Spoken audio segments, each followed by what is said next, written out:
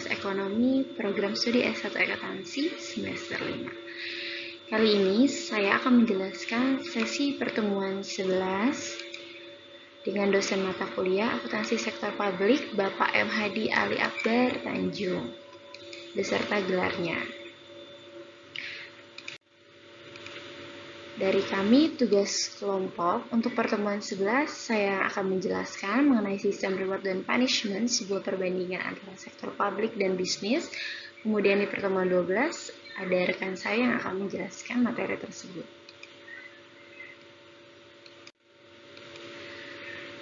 Sekarang kita akan bahas di sesi pertemuan 11, yaitu sistem reward dan punishment, sebuah perbandingan antara sektor publik dan bisnis.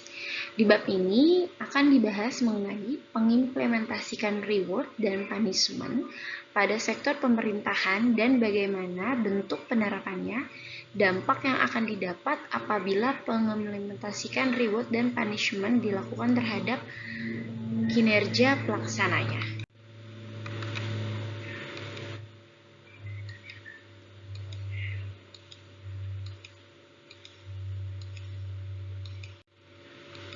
Pokok bahasan yang pertama, yaitu satu kajian teoritis dalam sistem reward dan punishment. Sistem pengukuran kinerja. Pengukuran kinerja sektor publik adalah untuk membantu memperbaiki kinerja pemerintah, sebab dengan adanya ukuran kinerja dapat membantu pemerintah berfokus pada tujuan dan sasaran program unit kerja, mengalokasikan sumber daya untuk pembuatan keputusan, dan mewujudkan pertanggungjawaban publik dan memperbaiki komunikasi kelembagaan. Adapun tujuan dari sistem pengukuran kinerja secara umum yaitu mengomunikasikan strategi secara lebih baik, menyeimbangkan ukuran kinerja finansial, kemudian mengakomodasi pemahaman kepentingan manajer level menengah bawah serta memotivasi pencapaian goal congruence, alat membantu kepuasan individu maupun kolektif yang rasional. Kemudian yang kedua ada reward dan punishment. Menurut Anthony dan Govindarajan, reward yang disebut positif insentif adalah outcome yang meningkatkan kepuasan dari kebutuhan individu. Reward ini dapat berupa pembayaran dalam bentuk moneter, non-moneter, dan psikologi yang diberikan oleh organisasi untuk karyawannya. Kemudian yang ketiga, teori pengharapan, expectatory atau teori. Menganggap motivasi mempunyai 3 unsur, yaitu sebagai berikut. Yang pertama, harapan mengenai hubungan antara usaha effort dan kinerja. Penambahan usaha akan meningkatkan kinerja atau unsur ekspektasinya. Kemudian yang kedua, persepsi hubungan antara kinerja dan hasil outcome. Dan kinerja yang baik akan memunculkan hadiah atau outcome atau reward untuk unsur incrementality-nya. Yang ketiga, nilai daya tarik hadiah atau outcome atau reward. Kemudian materi yang keempat, teori penguatan. Menurut teori penguatan, perilaku tertentu atau behavior shaping dibentuk melalui penentuan konsekuensi tindakan yang diatur sesuai dengan tujuan organisasi. Ada 4 konsekuensi tindakan menurut Gudono 2019 pada tahun 2019. Adalah sebagai berikut. 1. Positive reinforcement bersifat memperkuat perilaku di mana dilakukan dengan menimbulkan konsekuensi yang disukai pelaku. Yang kedua, ada negative reinforcement bersifat memperkuat perilaku dengan cara menarik atau menghilangkan sesuatu yang sifatnya tidak nyaman bagi pelaku. Kemudian yang ketiga, hukuman atau punishment bersifat melemahkan perilaku tertentu, di mana dilakukan dengan memberikan konsekuensi yang tidak enak bagi si pelaku tersebut. Yang keempat, ada extension bersifat melemahkan perilaku tertentu, di mana dilakukan dengan cara mengabaikan tindakan pelaku sehingga dia tidak mengulanginya lagi. Kita lanjut untuk yang kelima. Ada teori keagenan. Teori keagenan mengasumsikan bahwa semua individu bertindak atas kepentingan mereka sendiri, sehingga menimbulkan konflik kepentingan antara sesuatu dan agennya. Kemudian pokok paham pembahasan yang kedua, yaitu konsep dan aplikasi sistem reward dan punishment di sektor publik. Sekarang kita akan membahas tentang sesuai judulnya, yaitu konsep. Reward dan punishment merupakan salah satu sistem kompensasi dan insentif yang baik untuk memotivasi agen agar bekerja atas kepentingan terbaik prinsipal. Nah, di dalam pembahasan pokok ini ada materi, yaitu yang pertama perbedaan organisasi sektor publik dengan bisnis. Beberapa perbedaan organisasi sektor publik dengan bisnis, yaitu tujuan organisasi, yang kedua sifat output yang dihasilkan, yang ketiga perbedaan antara input dan output, yang keempat operasi berdasarkan mekanisme pasar, kemudian yang kelima ada kepuasan pelanggan, yang keenam jenis agensi atau badan pemerintahnya. Kemudian kita lanjut untuk yang keduanya, perbedaan indikator kinerja. Perbedaan tampak dari informasi-informasi yang digunakan untuk pengukuran kinerja dan adanya anggaran yang digunakan sebagai alat pengendalian dan tolak ukur kinerja. Informasi yang digunakan untuk pengukuran kinerja ada dua, yaitu informasi finansial dan informasi non-finansial. Tujuan dan indikator kinerja yang digunakan dalam BSC, organisasi sektor bisnis, dalam Hansen dan Mowen tahun 2009 adalah sebagai berikut. 1. Perspektif keuangannya, kemudian ada perspektif pelanggan, yang ketiga ada perspektif proses bisnis internal, dan yang keempat ada perspektif inovasi dan pembelajarannya. Kemudian dilanjut untuk yang ketiga, yaitu perbedaan reward dan punishment antara organisasi sektor publik bisnis.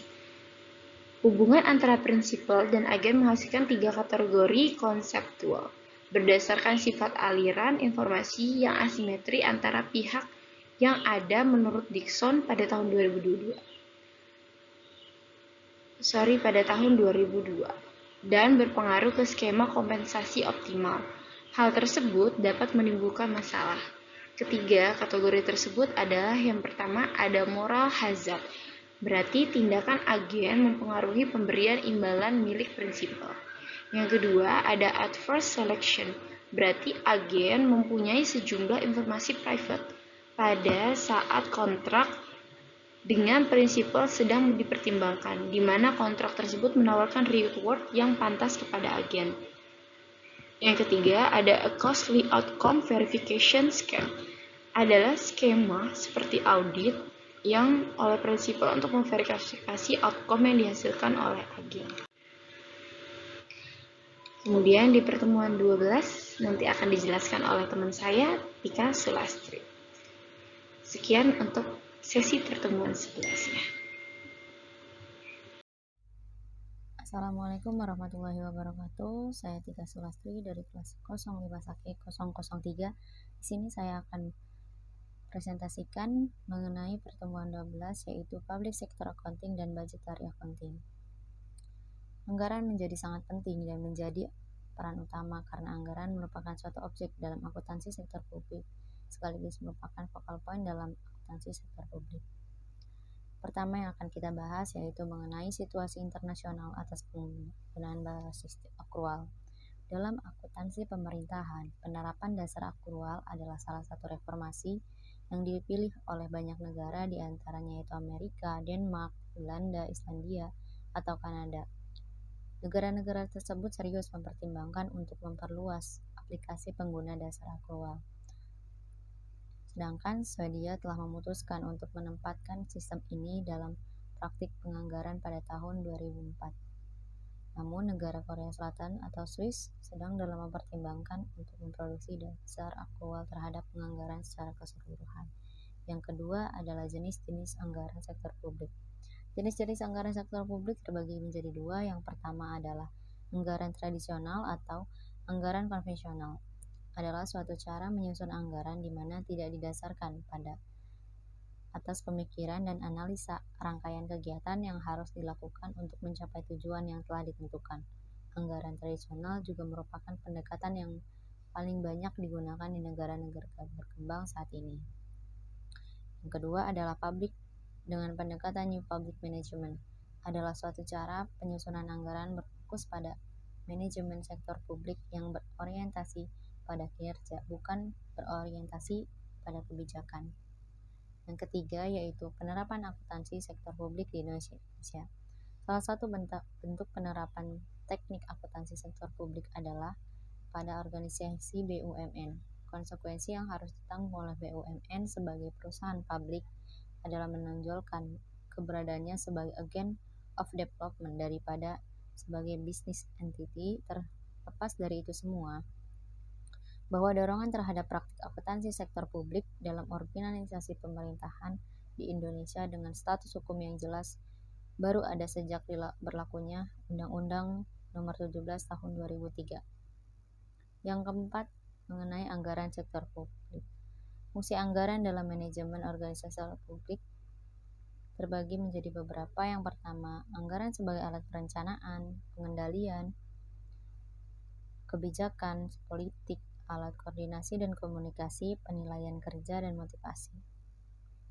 Prinsip-prinsip yang akan menjadi pedoman dalam menyusun bagi organisasi publik atau pemerintah antara lain yaitu otorisasi oleh legislatif, komprehensif atau menyeluruh, keutuhan, kondisi operasi, jumlah yang disetujui legislatif harus termanfaatkan secara ekonomis. Selanjutnya periodik, akurat, jelas, dan transparan. Yang kelima adalah konsep anggaran sektor publik. Anggaran merupakan pernyataan mengenai estimasi kerja yang hendak dicapai selama periode waktu tertentu yang dinyatakan dalam ukuran finansial, sedangkan penganggaran adalah proses atau metode untuk mempersiapkan suatu anggaran. Aspek-aspek yang harus tercakup dalam anggaran sektor publik meliputi 3 aspek, yaitu yang pertama perencanaan, yang kedua aspek pengendalian, dan yang ketiga akuntabilitas publik. Penganggaran sektor publik harus diawasi mulai tahap perencanaan, pelaksanaan, dan pelaporan. Proses penganggaran akan lebih efektif jika diawasi oleh lembaga pengawas khusus oversight body yang bertugas mengontrol proses perencanaan dan pengendalian anggaran. Yang keenam adalah akuntansi anggaran sebagai bagian dari akuntansi sektor publik. Akuntansi anggaran mencatat dan menyajikan akun realisasi kegiatan dalam format yang sama dan sejajar dengan anggarannya. Teknik ini dapat membandingkan secara sistematis dengan kontinu jumlah anggaran dengan realisasi anggaran. Salah satu kelemahan teknik akuntansi anggaran adalah bahwa teknik ini sangat kompleks.